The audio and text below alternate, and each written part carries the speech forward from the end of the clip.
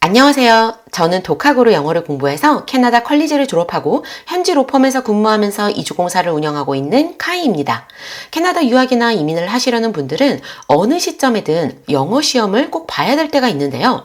꼭 캐나다뿐만 아니라 해외 생활 하시는 분들 모두 한 번 이상은 영어 성적이 필요한 경우가 있다는 걸 아실 거예요. 오늘은 여러 가지 영어 공인 시험 중에 IELTS에 대해서 얘기를 한번 해보려고 하는데요.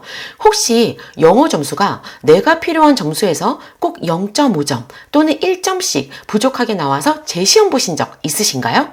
딱 한 과목 점수가 부족해서 그 과목을 열심히 하고 시험을 봤더니 이번에는 자신 있었던 과목에서 0.5점이 떨어져서 또 재시험을 보셨던 경험은 있으신가요? 이건 모두 제 경험인데요. 전 이런 경험을 정말 너무 많이 했어요. 제가 7, 8년 정도에 걸쳐서 중간중간 영어 성적이 필요했던 시기가 있었고 점점 높은 점수를 받았어야 했었는데요. 그때마다 시험비는 물론 인강, 라이팅 첨삭, 스파르타 과외비로 쓴 돈이 제가 최소로 계산해도 1,000만 원이 훌쩍 넘는 것 같더라고요. 이게 왜 돈을 많이 쓰게 되냐면 당연히 천천히 실력을 키워서 좋은 점수를 받을 수 있다면 그게 제일 좋죠. 그런데 우리가 그걸 모르는 게 아니잖아요. 그런데 이런 시험은 대부분 빠른 시일 내에 점수가 필요하기 때문에 벼락치기로 집중해서 필요한 점수를 따야 되는 상황인 경우가 많아요. 그러니까 단기간에 점수를 올리려고 별짓을 다 하게 되더라고요. 우리가 필요로 하는 점수가 엄청 높은 점수도 아니고 지금 내 점수에서 2, 3점을 더 확 올려야 되는 것도 아니에요. 맨날 0.5점? 1점이 문제잖아요. 그래서 오늘은 영어 점수를 빠르게 1점 올리는 방법, 그 중에서도 리딩 공부법에 대해서 얘기를 해보려고 합니다. 오늘 영상을 끝까지 보시면 특히 영어 기초이신 분들은 어떻게 해야 효율적으로 공부를 하고 1점을 올릴 수 있는지에 대해서 알게 되실 거예요. 우선 IELTS를 공부할 때 가장 시간을 많이 잡아먹고 단기간에 점수를 올리기 어려운 섹션이 바로 리딩하고 라이팅입니다. 왜냐면 이 두 가지 섹션은 문법이 기본적으로 잡혀 있어야 하고 일정 수준 이상의 단어를 알고 있어야 되기 때문인데요.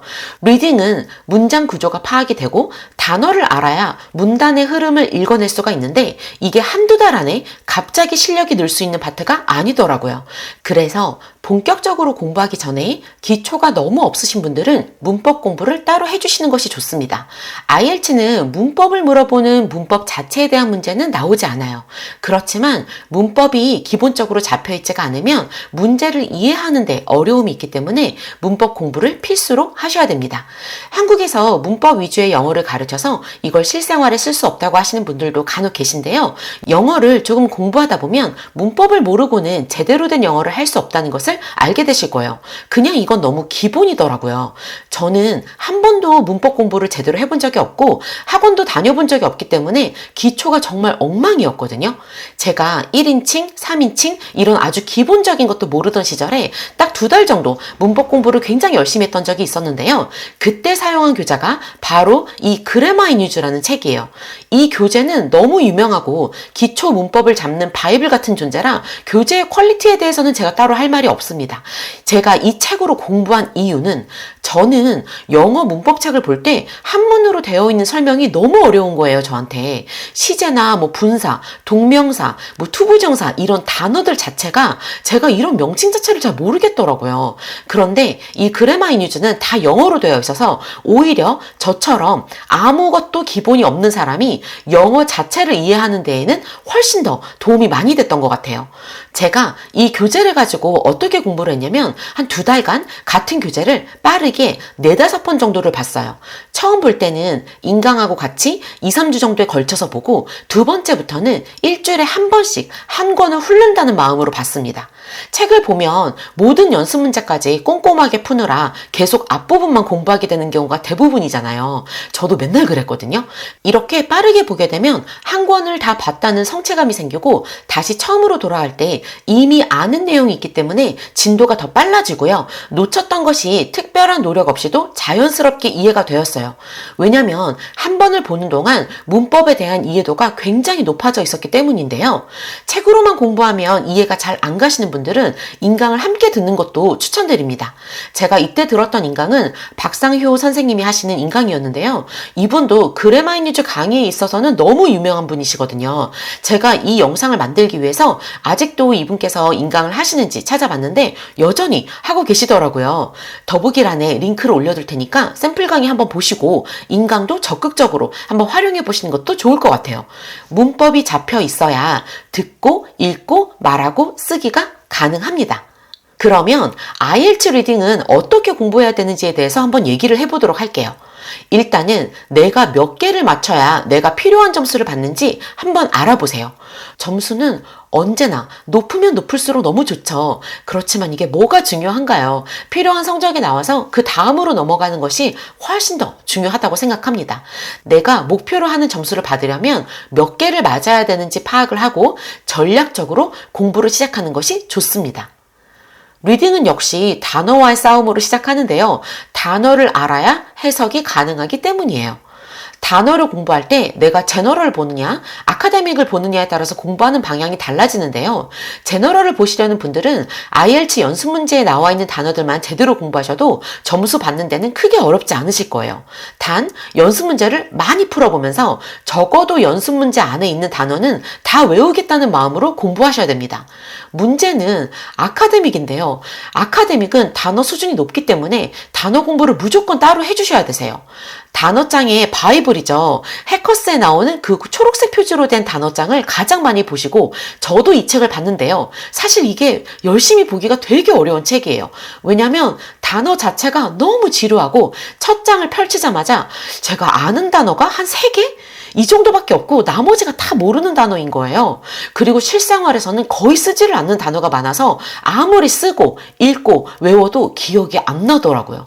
그래서 저는 단어와 예문을 설명해주는 인강을 따로 결제해서 들었었거든요. 일정 시간은 앉아서 단어 공부를 하고 나머지 시간은 라디오를 듣듯이 그냥 계속 틀어놨어요. 근데 요즘은 해커스에서 유튜브에서 제공하는 그 단어 반복 재생 영상이 있어가지고 굳이 돈을 들이지 않고도 들을 수 있어서 너무 좋더라고요. 이거를 틈날 때마다 그냥 틀어두시는 것을 추천드립니다. 예시도 함께 나오기 때문에 어떤 뉘앙스일 때 이 단어를 쓰는지 감으로 알게 되실 거예요. 그런데 사실 공부한다고 해도 단어를 하루에 막 몇백 개씩 외울 수 있는 시간적인 여유가 없고 시간이 있다고 하더라도 너무 막막하잖아요. 어디서 어떤 단어가 나올지도 모르는데 종일 단어만 붙들고 있을 수가 없으니까요. 단어 공부를 하는 이유 자체가 우리가 지문을 이해하고 그에 맞는 답을 골라내기 위해서 단어 공부를 하는 건데 리딩 지문에 나오는 모든 단어를 다 안다는 것은 현실적으로 말이 안 된다고 생각을 해요. 그래서 단어를 공부하면서 내가 몇 개를 맞든지 간에 캠브리지 연습 문제를 풀어서 지문을 읽는 실력, 심지어 빠르게 읽을 수 있는 실력을 꼭 키워내야 됩니다. 캠브리지는 가장 시험과 유사한 문제들로 구성이 되어 있기 때문에 꼭 이 교재로 공부하시는 것을 추천드려요. 연습 문제를 풀어보시는 과정은 IELTS의 문제 유형을 파악하기 위함인데요. 문제 유형은 생각보다 몇 개 없어서 금방 파악이 되실 거예요. 객관식, 단답형, true or false, not given 같은 OX 형태의 문제가 있고 이 단락이 어떤 주제와 맞는지 매칭하는 유형, 비어있는 칸 채우기, 그림 같은 게 나올 수도 있고요. 일단 연습 문제를 몇 세트를 풀다 보면 내가 잘하는 유형의 문제와 부족한 유형의 문제가 어떤 건지 알 수가 있을 텐데요. 내가 잘하고 있는 문제 유형을 파악하고 있는 것이 정말 중요합니다. 이게 왜 중요하냐면 일단 리딩 지문에 나오는 단어를 모두 알아서 완벽하게 해석이 되는 것은 불가능하고요. 시험을 볼 때 마지막 지문을 읽지도 못하고 찍어서 내는 경우가 늘 발생하거든요. 제가 IELTS 처음 시험 볼 때는 마지막 지문은 하나도 못 읽고 전체를 찍은 적도 있어요. 나중에 제가 깨달은 것이 제가 순서대로 문제를 푸니까 자꾸 시간이 모자르는 거예요. 문제를 처음부터 풀기 때문에 시간 배분에 계속 실패를 하게 되고 뒷부분을 계속 찍게 되는 거예요. 그러면 앞에 지문을 다 맞지 않는 이상 뒷부분을 찍어서 내면 점수가 잘 나올 리가 없잖아요. IELTS는 시간과의 싸움이기도 하거든요. 연습 문제를 풀고 나면 점수가 나오잖아요. 연습 문제를 완전하게 이해할 때까지 공부를 해보셔야 됩니다. 특히 최근에 발행된 교재의 지문은 100% 이해하고 넘어가겠다는 마음으로 하나의 연습 문제를 여러 번 꼼꼼하게 공부하고 분석하는 것을 추천드리고요. 연습 문제를 푼 다음에는 꼭 오답 노트를 작성해 보세요. 모르는 단어도 적어보고 내가 이걸 왜 틀렸는지, 왜 이게 정답인지, 그러면 이 정답을 찾기 위해서 내가 어떤 단락을 제대로 읽었어야 되는지에 대해서 알고 넘어가는 것이 중요합니다. 연습 문제를 풀다 보면 내가 계속해서 잘하는 타입의 문제, 계속해서 부족한 타입의 문제가 있을 텐데요.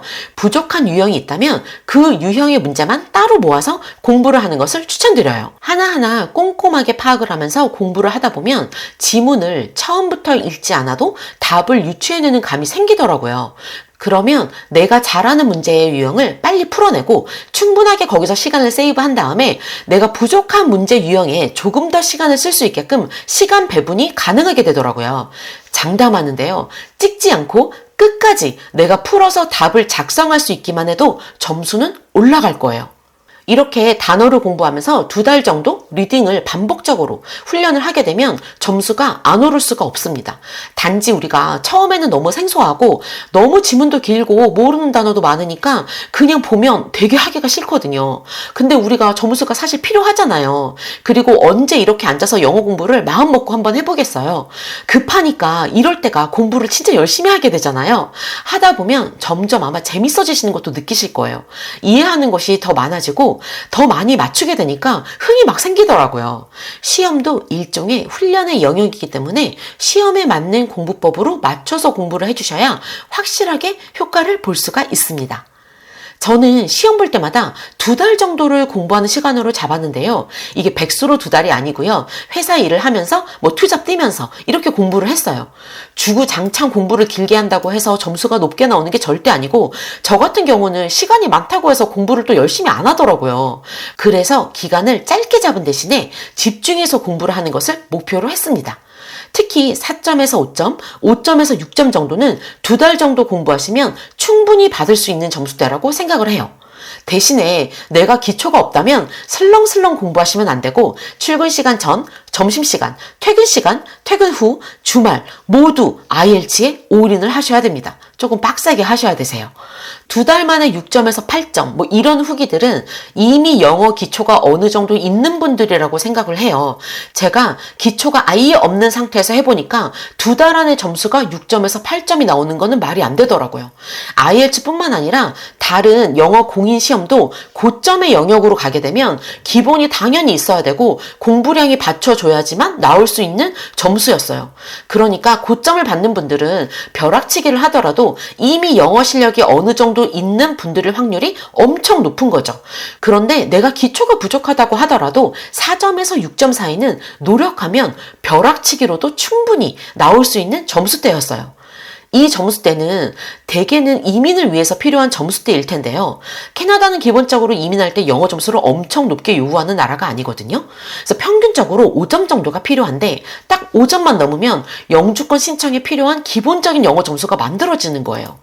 영어 점수가 없어서 기회를 놓치시는 분들이 생각보다 정말 너무너무 많습니다.